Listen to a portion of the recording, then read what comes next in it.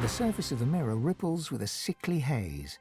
As you gaze into its surface, the haze forms shapes, and the shapes jerk into a figure. You see the outline of a skull, perhaps once an elf, though the flesh is all but rotted from his bones. What remains is the flat, dull colour of sick. Behind him march ornately clad Black Ring.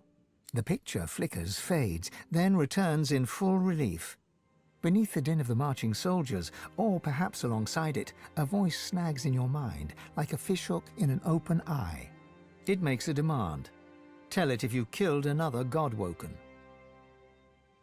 The image strains and flickers again. Each time it comes into focus, a dull ache squeezes your head like a vice, tighter, tighter, unbearably tight.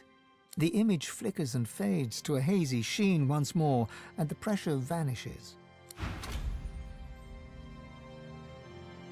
There's no denying what you saw. The Black Ring itself is hunting you, or at least paying others to do so. It's impossible to tell who might be working for them. You eye your companions. Man's best friend is his sword. His only friend to boot. Only thing to do is keep your friends close. So close you'll be able to whip out a short blade in time, if they look at you funny. Money makes blind. I wonder how many of you can still see the light of day.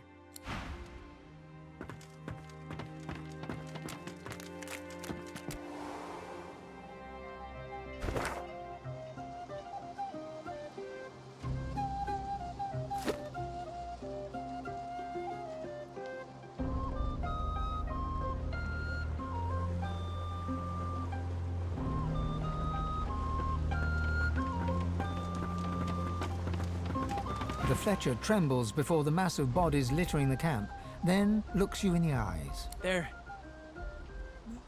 dead. That means I can leave. What I do best, making bows and arrows. Roost was a fan of my work and, well, he forced me to work for him. Got a ship. A bit of sea air could be just what I need to relax. He reaches for your hand and shakes it. It's a deal. Must be moored off the Driftwood Harbor. Thank you.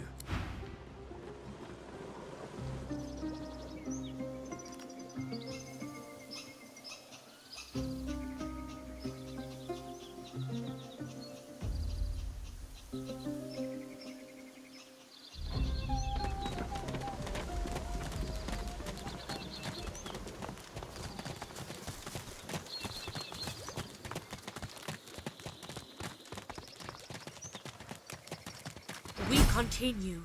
We go on.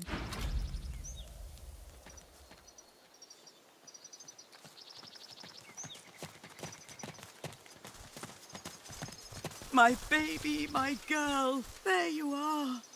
Mother! Honored one, we have time to speak later, but first I must speak to Sebille. Too long do I keep silent, too long do I wait, no more. I long await this moment, Sebille. Finally, we speak among tree and kin. Saheila pats Sebille's right arm with a warm, motherly smile, but then her fingers run across the names tattooed upon her skin, and her blind eyes see it all. She pulls her hand back, as if scalded, shock temporarily overpowering her. My child, what is wrong? These names, they're the names of the dead, of the scions of our people. You know what it means to be on my skin. The names. They are scions. Of course, your servants, your champions, your worshippers. Do you not remember, Sebille? You are the prime scion. You're like I am, only far greater. I am but a limb, a branch where once there were many. You are the heart. You are the hope for our new homeland, the promise of our future, the very reason we do not give in to despair. You speak falsehoods. If I were a scion, I'd know it. I'd feel it with every beat of my heart. Your heart's been dulled. You're confused. You're conflicted. And all because Her darkened eyes scour her body with an uncanny intensity. All because of this. She reaches for Sebille's cheek with a sure hand and softly traces her scar with her thumb. Careful. Such unspeakable horror, this thing. I see all now.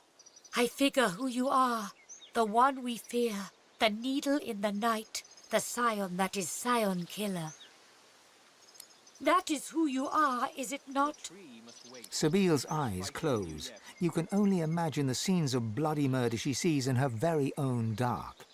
I was forced to. You cause much grief.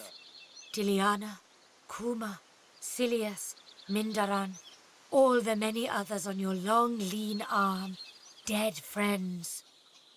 They are dead because you run away. They are dead because you do not want to be the heart. Your fear is how Roost captures you. Your fear is how they scar you. The scar makes you kill scions. Without scions, all elves die. If all elves die, the fault is yours. She grabs her brusquely, forces her face close to Sebille's. You remember. My blind eyes make you see. Sebille is forced to look into Saheila's murky white eyes. It looks like she's about to collapse. You can feel her drawing grateful strength from your support.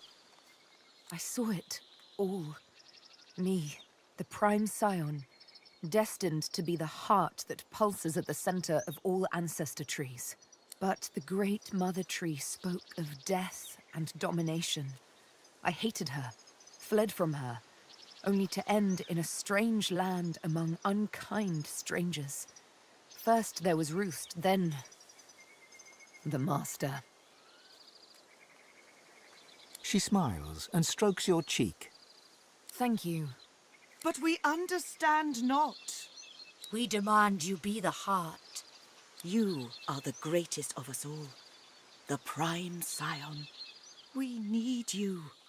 You must go to the nameless isle where the mother tree roots. She is sick with fog that undid so many. She is dying. We've need of a new mother. Of you.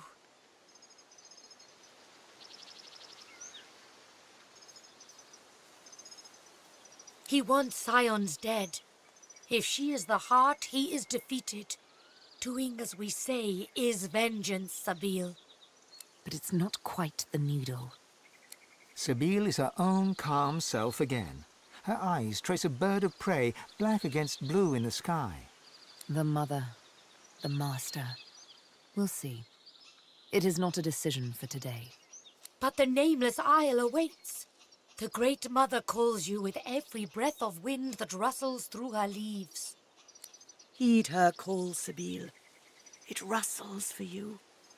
You are a new mother to us all. The heart that beats in our every chest. To be the heart or to be heartless? Is that it?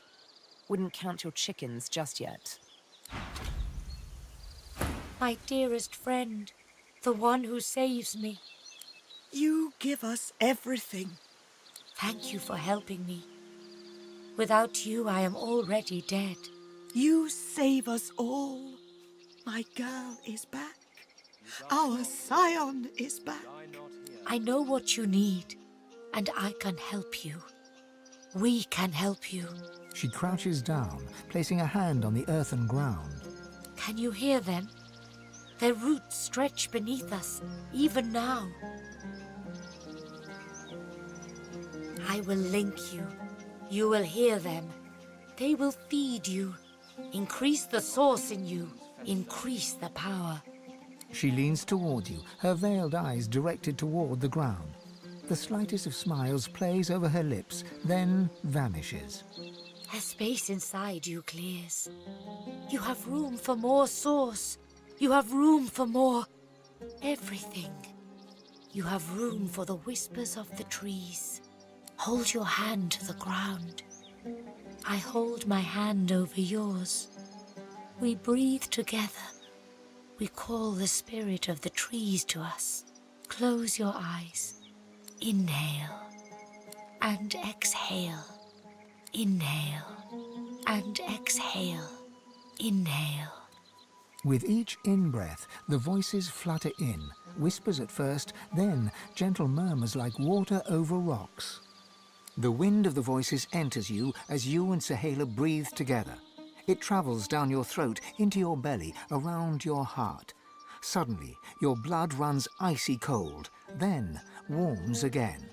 The wind seems to search you for space it can inhabit, but it is expelled with your next out-breath. Ah, you are replete. You open yourself to a great deal of source already. There is no space for us. No space for the trees. There is little more to do then. I must go, and so must you. But take this. Perhaps it helps you on your journey. You feel my gratitude in it. You feel my thanks. I give you something too. A thanks. Take this spear. It destroys evil. It helps you. You help us more than you know. We make arrangements. We travel soon. I must meet someone who can help us. I say no more than this, but I do wish you good luck. And perhaps we meet again someday.